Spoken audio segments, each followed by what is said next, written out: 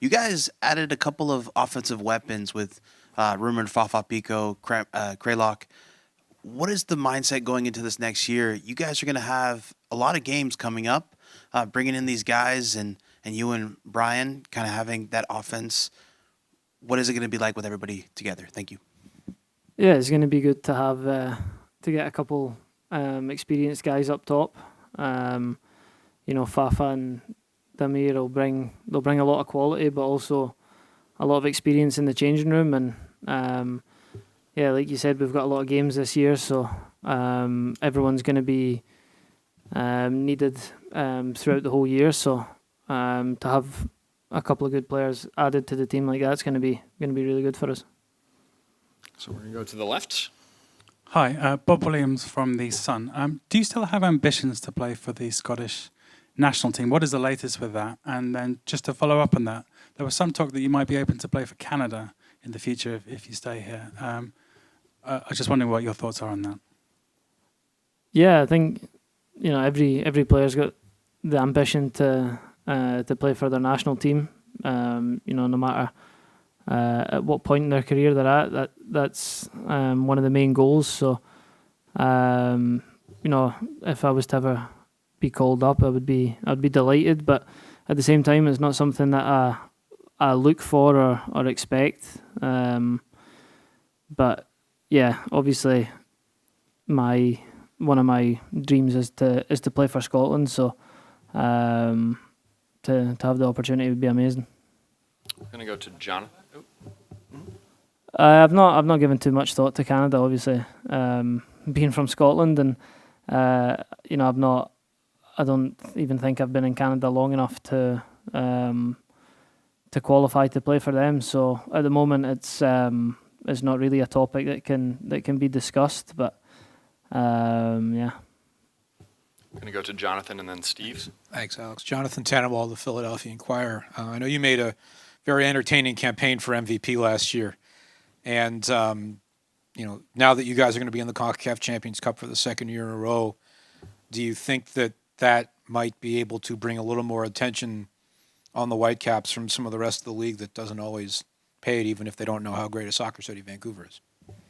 Yeah, I think that comes down to us. If we as a club or as players want more attention, then it comes down to us how we perform. So we're all aware that if we paint a better picture of ourselves in CONCACAF, in Leagues Cup, and MLS, then any attention that the club want will come that way.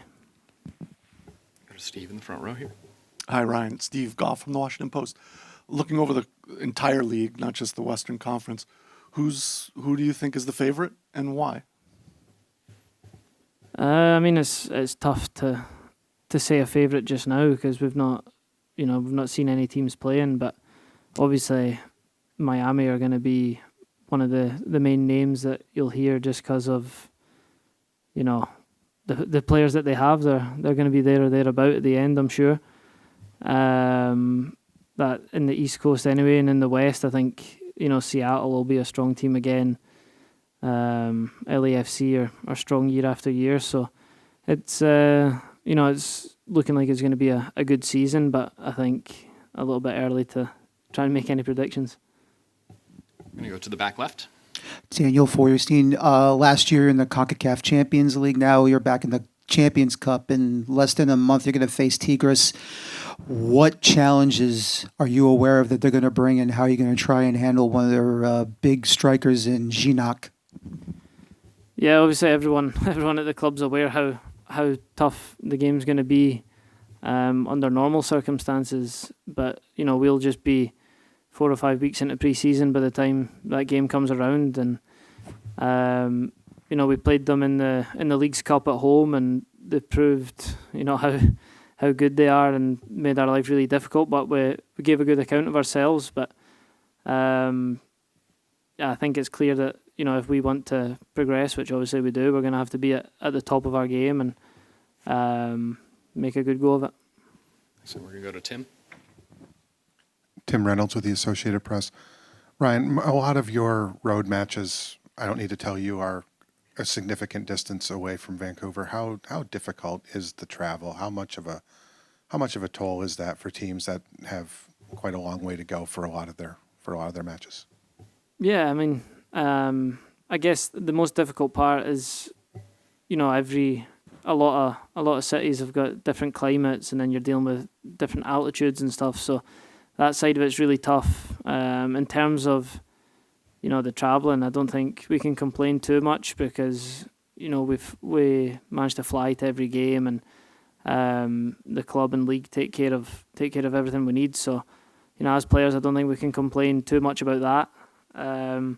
The difficult side of it is, you know, going to Colorado and Salt Lake, where the altitude's tough to deal with, and then, you know, the humidity down in Texas is a lot different from the weather you get in Vancouver. So, you know, that provides a bigger challenge than the travel, I think. But I think, you know, we're well equipped to deal with whatever we face, and, you know, make sure we don't have any complaints.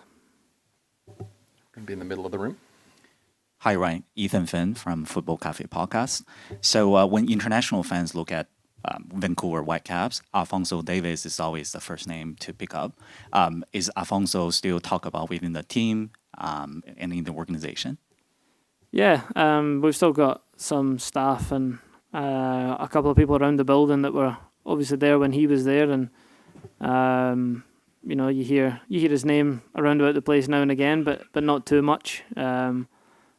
You know, we are trying to focus on what we can do now, but I think he serves as a good example for the youth setup at Vancouver, and a good, you know, inspiration for all the young boys at the club. You go to the right here in the second row. Thank you, Ryan. You were mentioning that the team's good performance is bringing a lot of attention to Vancouver and how good of a sports city it is. What is it that makes it such a good sports city, in your opinion, as a foreign player coming into Vancouver? No, I'm saying that, you know, if we want the attention and we want to make it a sports city, that's down to us.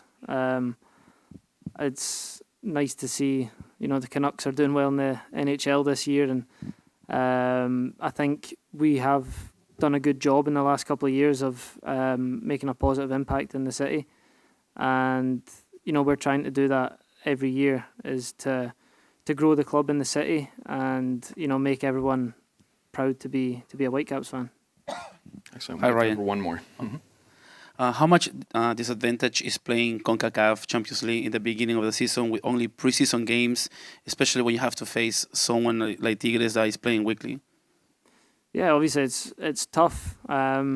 We faced them in the middle of our season and made a good game of it, but, you know, we're under no. Everyone knows that it's going to be really tough facing them in pre-season. I believe they're like halfway through their season, so they'll be on good form. But at the same time, you know, we're positive that we've showed we did get a decent performance and result against them in the League's Cup. So we know what to expect, and yeah, like you said, being 4 or 5 weeks into pre-season is going to be tough. But you know, it's down to us as a club to be ready. Excellent. Thank you for your time, Ryan. Thank you.